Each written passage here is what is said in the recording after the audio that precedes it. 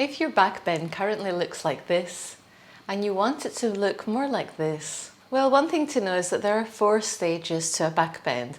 So in this video, I'm going to explain what those 4 stages are, and I'm going to give you advice from how to move from one stage to the next in order to achieve a lovely back bend. So I'm going to present this like a little roadmap. So let's see. Stage 1 is bridge pose. Now this is a wonderful place to start. Lie on your back, place your feet on the floor hip distance apart. Press your feet into the floor and inhale and lift your hips up. And from bridge pose we go into stage 2. Now stage 2 is bringing the head to the floor. So from our bridge pose we bring our hands by our ears, our fingers facing towards the feet, and inhale, push the hands into the floor, curl your head back and bring the top of your head to the floor. And now moving on from stage 2, which is this, to an actual back bend, which is stage 3, this is where most people get stuck. This is where most people have the problem, and this is where we have the big question. Am I lacking strength or am I lacking the flexibility? So let's first look at the strength. Do I have enough strength to push up into a back bend? Well,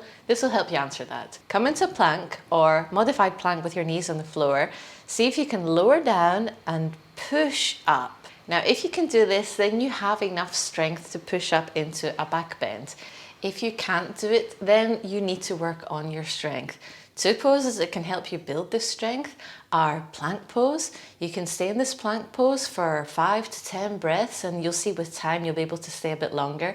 And also try working on dolphin pose. And with dolphin pose, try again to stay 5 to 10 breaths, and you'll see with time maybe you can stay just a little bit longer. Okay, so moving on, let's see the flexibility. If you're lacking the flexibility, it's 2 main parts we want to have this flexibility. It's in the shoulders and the spine, and it's in the hip flexors. Now ideally when we push up into a back bend, we want our shoulders to be above the hands as much as possible. And so if we don't have enough flexibility in our shoulders, what tends to happen is the hands tend to be quite far away from where the shoulders are. And so if you want to work on your shoulder and spine flexibility, then 3 poses that you should try are puppy pose. You can either have your forehead on the floor, or if you want to go a bit deeper, you can bring your chin onto the floor.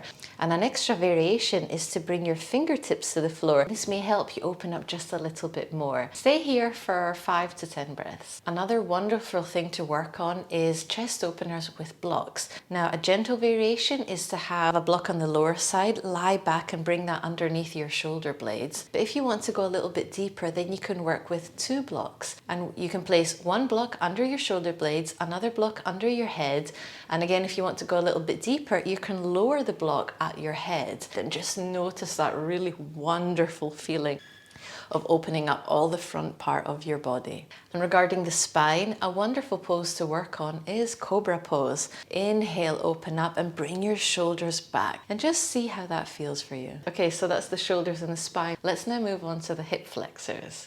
So the hip flexors are a very important part of the body to work on to open up into back bends, because if our hip flexors are tight, they will add on more weight, more pressure into the arms. And so if they're tight and we're trying to push up, then we're making our body work extra hard to try to come up into a back bend. So 2 great poses to try to open up our hip flexors are low lunge. Now you can either have your hands on the floor, or you can try to come up and bring your arms up, and this might be a bit more intense. And so if we want to move from stage 3, which is our back bend, into stage 4, which is a deeper back bend, well, on a personal note, this is where I am now. And so after 9 months of pregnancy, during which I practiced no back bends because they didn't feel right for my body, and I'm now 3 months postpartum, I'm now trying to build up my back bends again. So now I'm at stage 3, trying to progress to stage 4.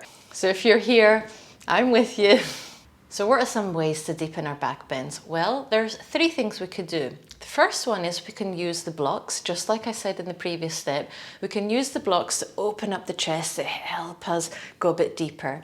The second thing is we can work with the yoga wheel. Now the yoga wheel has various options that we can work on. These can help really open up the shoulders, really open up the spine. And think of this being designed for back bends. So if you want a few drills, then check out this video here. And then my favorite tip for working on back bends is to use blocks on your hands or your feet. If you think you might have tight shoulders, then bring the blocks on the wall at a slight angle and inhale, come up, and think about bringing the chest to the wall. Now this is a really great way to really open up the chest.